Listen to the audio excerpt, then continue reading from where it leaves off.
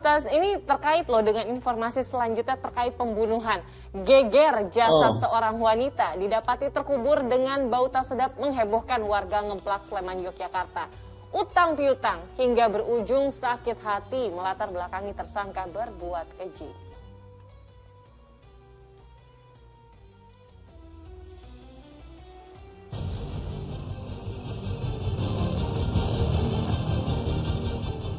Aroma tak sedap dari sebuah lahan kosong di kawasan Ngemplak, Sleman, Yogyakarta menjadi awal mula terkuaknya pembunuhan seorang wanita.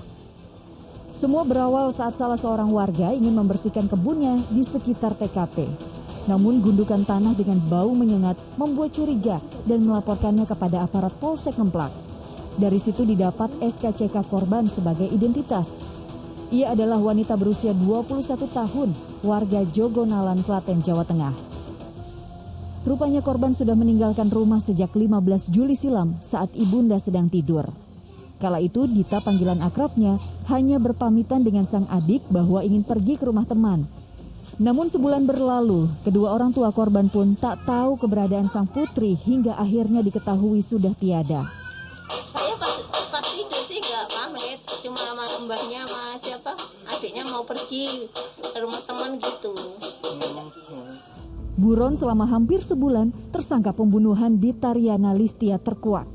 Rohmadi, pria 21 tahun asal Jogonalan, Klaten, ditangkap di tempat persembunyiannya di Kalimantan Timur.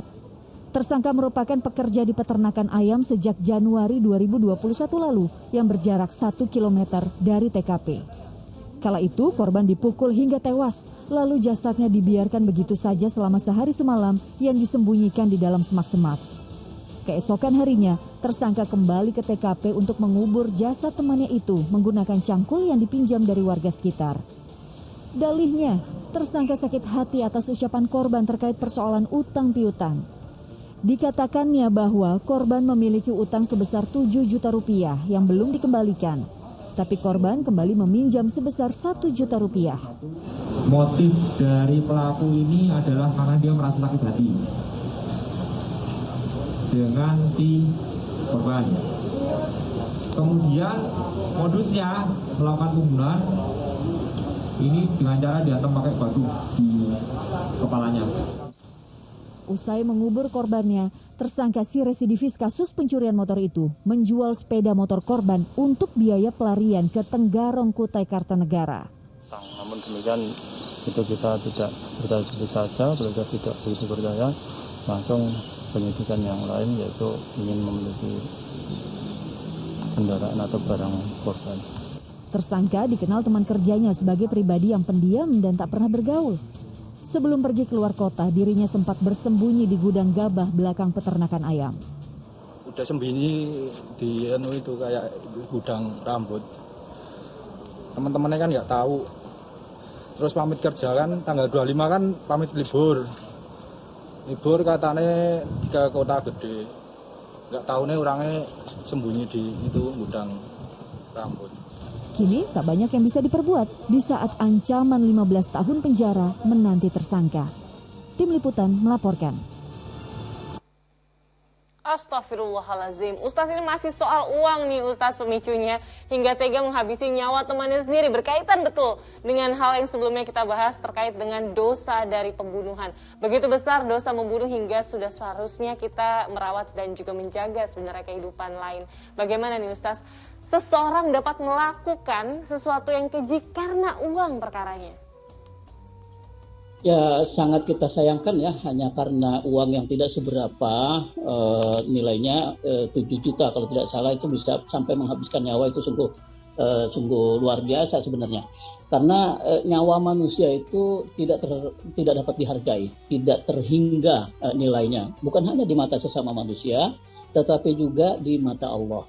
Allah menghormati manusia yang Ia ciptakan, sehingga antar sesama manusia itu dilarang untuk menyakiti, jangankan membunuh ya, menghilangkan nyawa, menyakiti, menggores dengan pisau, bentuk menyakiti dan macam-macamnya itu semua dilarang, apalagi membunuh. Nah ini dapat kita lihat di dalam ayat Al-Quran. Allah Subhanahu Wa Taala berfirman bahwa man qatala nafsan faka'annama qatalan nasa jami'a. orang yang membunuh satu nyawa saja itu diibaratkan seolah-olah dia membunuh semua manusia. Mengapa bisa membunuh satu nyawa dianggap bisa membunuh semua manusia? Karena dari pembunuhan yang satu itu bisa saja nanti keluarga korban akan balas dendam, lalu membunuh pelaku. Kalau tidak bisa membunuh pelaku karena pelakunya masih bersembunyi dan lain sebagainya, bisa saja keluarga korban mencari keluarga pelaku. Bunuhan terus akan terjadi. Nah, karena itu membunuh sangat dilarang dan tidak boleh kita lakukan kecuali. Nah, ada kecualinya jika pembunuhan itu atau menghilangkan nyawa itu dilakukan dengan benar. Bagaimana bisa dengan benar? Ketika ada orang yang divonis hukum mati umpamanya, entah karena melakukan pelanggaran yang sangat besar lalu divonis hukum mati. Nah, petugas algojo yang menghukum mati, entah itu dengan penggal, entah itu dengan cara lain, itu boleh dia menghilangkan nyawa karena menghilangkan nyawanya secara benar secara hukum dibolehkan. Bisa juga umpamanya menghilangkan nyawa orang ketika kita sedang perang. Kita tentu saja boleh membunuh lawan kita, musuh kita dalam perang karena membahayakan negara, membahayakan jiwa kita, membahayakan persatuan, membahayakan agama, itu boleh. Tapi kalau membunuh hanya karena dendam yang belum tentu beralasan kuat, hanya karena pinjaman uangnya belum dibayar-bayar, apalagi jumlahnya tidak seberapa, mengapa kita tidak memberi tenggat waktu yang lebih panjang dulu sambil kita mencari kesempatan lain untuk dapat uang? Saya kira ini hal yang sepele. Nyawa manusia sangat-sangat mahal, bahkan tidak ternilai. Tidak bisa hanya karena uang 1-2 juta, 7 juta, lalu orang kita korbankan, hilangkan nyawanya. Besar sekali dosanya, Mbak Sheila. Ustaz, saya mau bertanya terkait dengan pemicu hal ini adalah sakit hati, Ustaz. Kadang persepsi orang beda-beda gitu ya Ustaz ya. Tanpa sadar mungkin perkataan kita menyakiti hati orang lain, atau kita mendengarkan sakit hati akan perkataan yang mungkin buat mereka sepele gitu. Langkah paling baik ketika kita sakit hatinya mendengar perkataan orang lain, kita harus apa, Ustaz? Ya, pertama jangan langsung kita masukkan dalam hati ya, karena bisa saja semua orang itu punya potensi untuk mengeluarkan kata-kata yang menyakiti orang lain walaupun dia mungkin tidak sadar. Kita terima saja dulu, dengar saja dulu, karena bisa saja, apalagi dalam keadaan umpamanya sedang berkelahi gitu, sedang emosi sedang sama-sama naik. Nah, itu umumnya manusia kan tidak bisa kontrol.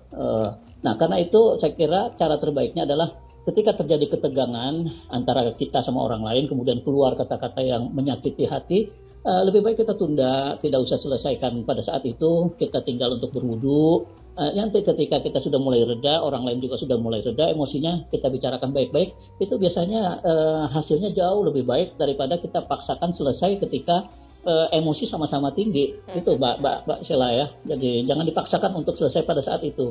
Bisa ditunda. Menunda sejenak untuk mendapatkan ketenangan terlebih dahulu itu jauh lebih